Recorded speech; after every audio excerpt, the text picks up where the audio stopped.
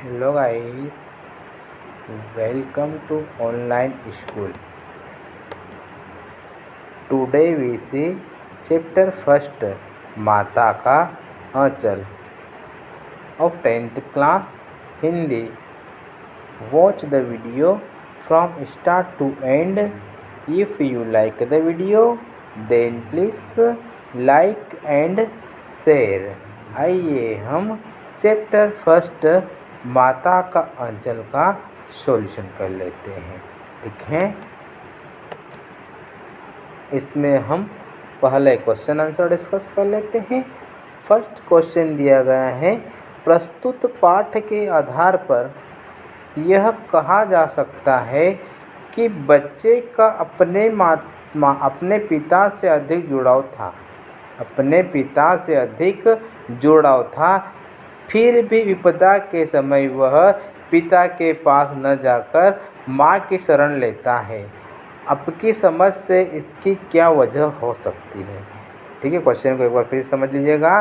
प्रस्तुत पाठ के आधार पर यह कहा जा सकता है कि बच्चे का अपने पिता से अधिक जुड़ाव था, फिर भी विपदा के समय वह पिता के पास न जाकर माँ की शरण लेता है। आपकी समझ से इसकी क्या वजह हो सकती है? इसका आंसर देखते हैं। बच्चे को हृदय स्पर्शी स्नेह की पहचान होती है। ठीक है, बच्चे को हृदय स्पर्शी स्नेह की पहचान होती है। बच्चे को विपदा के समय अत्यधिक ममता और स्नेह की आवश्यकता होती थी। ठीक है, बच्चे को विपदा के समय अत्यधिक ममता और स्नेह की आवश्यकता थी।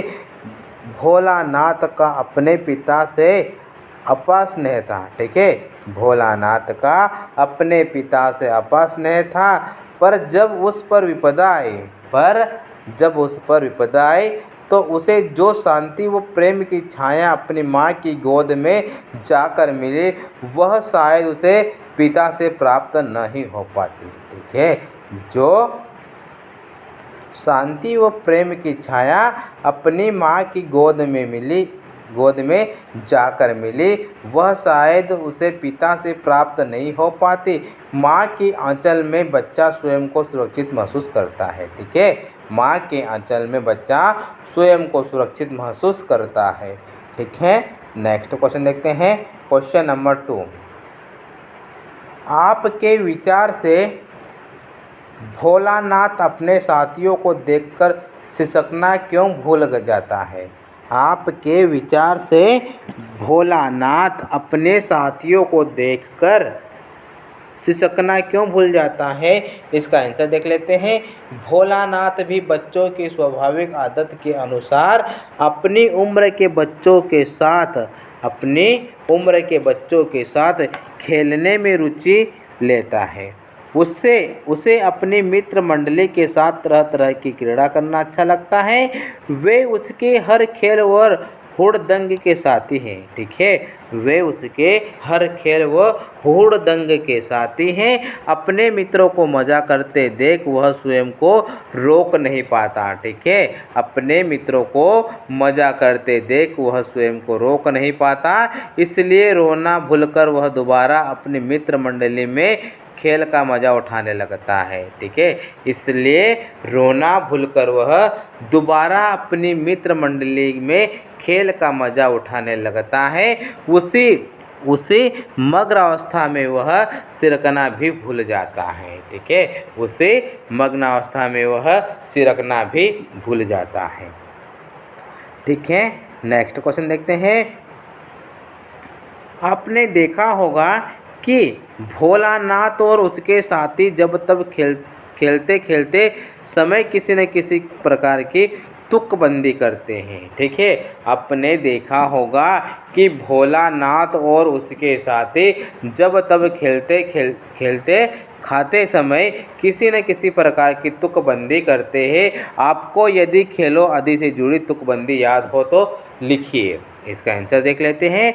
मुझे भी अपने बचपन के कुछ खेल और एक आध तुकबंदियाँ याद हैं। अटकन बटकन दही चटाके बन फूल बंगाले। ठीक है, नेक्स्ट देखते हैं। अक्कड़ अक्कड़ बक्कड़ बम्बे बो, 80-90 पूरे 100। ठीक है, नेक्स्ट क्वेश्चन देखते हैं, क्वेश्चन नंबर 4।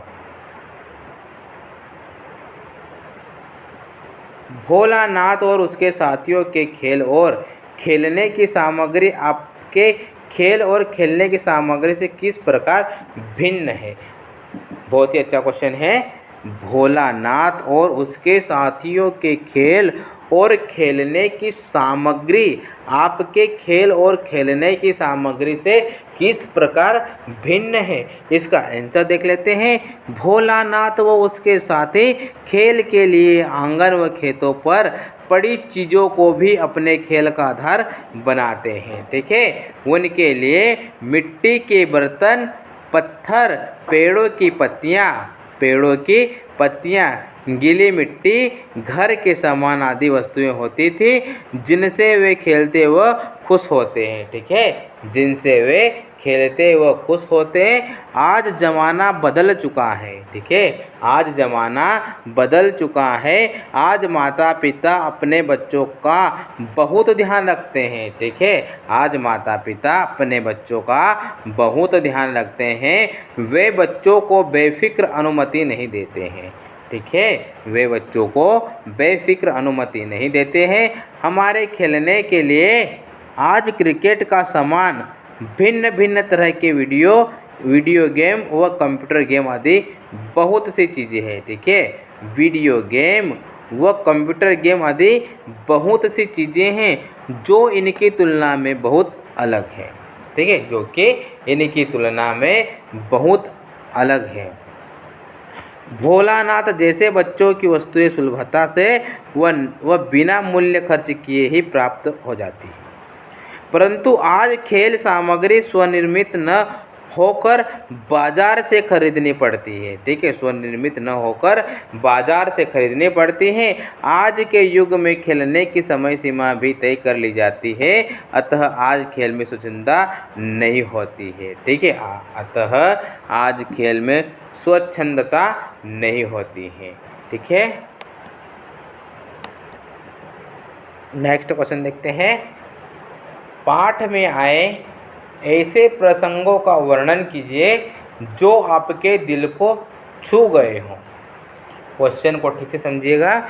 पाठ में आए ऐसे प्रसंगों का वर्णन कीजिए जो आपके दिल को छू गए हों।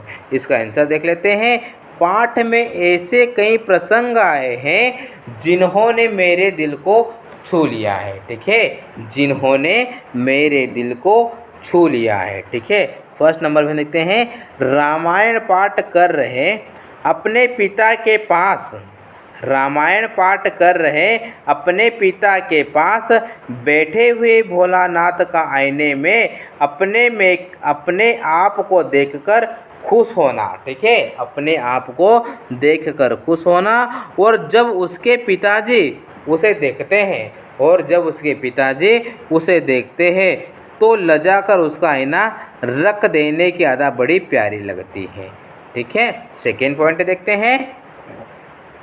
बच्चे का अपने पिता के साथ कुश्ती लड़ना, शिथिल होकर बच्चे के बल को बढ़ावा देना और पछाड़ खाकर गिर जाना, बच्चे का अपने पिता की मूंछ खींचना और पिता का इसमें प्रसन्न होना आदि बड़े ही आनंददायी प्रसंग हैं। बच्चों द्वारा बारात का स्वांग रचते हुए समधी का बकरे पर सवार होना। ठीक है, बच्चों द्वारा बारात का स्वांग रचते हुए समधी का बकरे पर सवार होना, दुल्हन को लिवा लाना व पिता द्वारा दुल्हन का घूंघट उठाने पर सब बच्चों का भाग जाना। एक बच्चों के खेल में एक और जहां समाज के प्रति उनका रुझान झलकता है। ठीक है, समाज के प्रति उनका रुझान झलकता है, तो दूसरी ओर उनकी नाटकीयता, स्वांग व उनका बचपना। ठीक है, कहानी के अंत में भोलानाथ का माँ के आंचल में छिपना। कहानी के अंत में भोलानाथ का माँ के आंचल में छिपना सिसकना, माँ की चिंता, हल्दी लगाना और बाबूजी के बुलाने पर भी माँ की गोद न छोड़ना। ठीक है, बाबूजी के बुलाने पर भी माँ की गोद न छोड़ना एक मर्मस्पर्शी दृश्य उपस्थित करता है, अनायास माँ की याद दिला देता है। ठीक है, अनायास माँ की याद दिला देता है। ठीक है, नेक्स्ट क्वेश्चन देखते हैं। इस उपन्यास अंश में 30 के दशक की ग्राम्य संस्कृति का चित्रण है।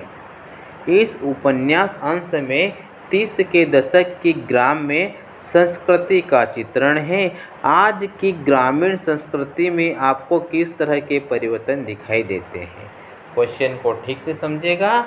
इस उपन्यास अंश में 30 के दशक की ग्राम्य संस्कृति का चित्रण है। आज की ग्रामीण संस्कृति में आपको किस तरह के परिवर्तन दिखाई देते हैं? इसका आंसर आ जाएगा, गाँवों में हरे भरे खेतों के बीच वृक्षों के झुरमुट और ठंडी छाँव से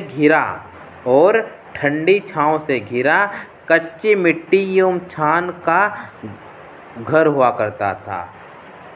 आज ज़्यादातर गाँव में पक्के मकान ही देखने मिलते हैं। ठीक है, आज ज़्यादातर गाँव में पक्के मकान ही देखने मिलते हैं। ठीक है, पहले गाँवों में भरे पूरे परिवार होते थे। आज एकल संस्कृति ने जन्म लिया है। ठीक है, आज एकल संस्कृति ने जन्म लिया है। ठीक है, अब गाँवों में भी विज्ञान का प्रभाव बढ़ता जा रहा है। ठीक है, अब गाँवों में भी विज्ञान का प्रभाव बढ़ता जा रहा है। जैसे लालटेन के स्थान पर बिजली, बैल के स्थान पर ट्रैक्टर का प्रयोग, घरेलू खाद के स्थान पर बाजार में उपलब्ध कृत्रिम खाद का प्रयोग तथा विदेशी दवाइयों का प्रयोग किया जा रहा है। ठीक है, पहले की तुलना में अब किसानों की संख्या घट रही है। ठीक है, पहले की तुलना में अब किसानों की संख्या घट रही है।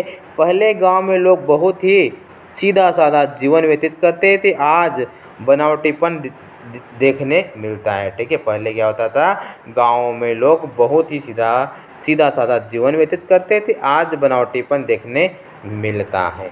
ठीक है, नेक्स्ट क्वेश्चन देखते हैं। Question number 7। पाठ पढ़ते पढ़ते आपको भी अपने माता पिता का लाड़ प्यार याद आ रहा होगा। अपनी इन भावनाओं को डायरी में अंकित कीजिएगा। ठीक है, तो आइए हम इसका आंसर देख लेते हैं। मुझे भी मेरे बचपन की एक घटना याद आ रही है जो नीचे वर्णित है। मैं आंगन में खेल रहा था। कुछ बच्चे पत्थर फेंककर पेड़ पर फंसी पतंग निकालने का प्रयास कर रहे थे। ठीक है, मैं आंगन में खेल रहा था। कुछ बच्चे पत्थर फेंककर पेड़ पर फंसी पतंग निकालने पर प्रयास कर रहे थे। अचानक एक पत्थर मेरी आंख पर लगा। ठीक है, अचानक से एक पत्थर मेरी आंख पर लगा। मैं ज़ोरों से रोने लगा। मुझे पीड़ा से रोता हुआ देखकर माँ भी रोने लगी। फिर माँ और पिताजी मुझे डॉक्टर के पास ले गए। डॉक्टर ने जब कहा डरने की बात नहीं है, तब दोनों की जान में जान आई। ठीक है, नेक्स्ट क्वेश्चन देखते हैं। माता का आंचल शीर्षक की उपयुक्तता बताते हुए कोई अन्य शीर्षक सुझाइए। इसका आंसर आ जाएगा, लेखक ने इस कहानी के आरंभ में दिखाया है कि भोलानाथ का ज़्यादा से ज़्यादा समय पिता के साथ बीतता है। कहानी का शीर्षक पहले तो पाठक को कुछ अटपटा सा लगता है। ठीक है, कहानी का शीर्षक पहले तो पाठक को कुछ अटपटा सा लगता है, पर जैसे जैसे कहानी आगे बढ़ती है बात समझ में आने लगती है। ठीक है, पर जैसे जैसे कहानी आगे बढ़ती है बात समझ में आने लगती है। इस कहानी में माँ के आंचल की सरलता को समझाने का प्रयास किया गया है। भोलानाथ को माता व पिता दोनों से बहुत प्रेम मिला। ठीक है, भोलानाथ को माता व पिता दोनों से बहुत प्रेम मिला, उसका दिन पिता की छत्र छाया में ही शुरू होता है। ठीक है, उसका दिन पिता की छत्र छाया में ही शुरू होता है। पिता उसकी हर क्रीड़ा में सदैव साथ रहते हैं। ठीक है, पिता उसकी हर क्रीड़ा में सदैव साथ रहता है। विपदा होने पर उसकी रक्षा करते हैं, परंतु जब वह सांप से डरकर माता की गोद में आता है, ठीक है, परंतु जब वह सांप से डरकर माता की गोद में आता है और माता की जो प्रतिक्रिया होती है वैसी प्रतिक्रिया या उतनी तड़प एक पिता में नहीं हो सकते। माता उसके भय से भयभीत है। ठीक है, माता उसके भय से भयभीत है, उसके दुख से दुखी है, उसके आंसू से भिन्न है। वह अपने पुत्र की पीड़ा को देखकर अपनी शुद्ध बुद्ध खो देती है। ठीक है, वह अपने पुत्र की पीड़ा को देखकर अपनी शुद्ध बुद्ध खो देती है। वह बस इसी प्रयास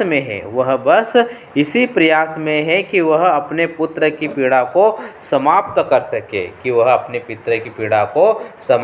सके।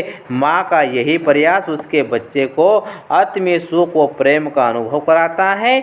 उसके बाद तो बात शीशे की तरह साफ हो जाती है। ठीक है, उसके बाद तो बात शीशे की तरह साफ हो जाती है कि पाठ का शीर्षक माता का अंचल क्यों उचित है। ठीक है, पाठ का शीर्षक माता का अंचल क्यों उचित है। पूरे पाठ में माँ की ममता की प्रधानता दिखती है। ठीक है, पूरे पाठ में माँ की ममता की प्रधानता दिखती है। इसलिए कहा जा सकता है कि पाठ का शीर्षक सर्वथा उचित है। ठीक है, इसलिए यह कहा जाता है कि पाठ का शीर्षक सर्वथा उचित है। इसका अन्य शीर्षक हो सकता है माँ की ममता। ठीक है।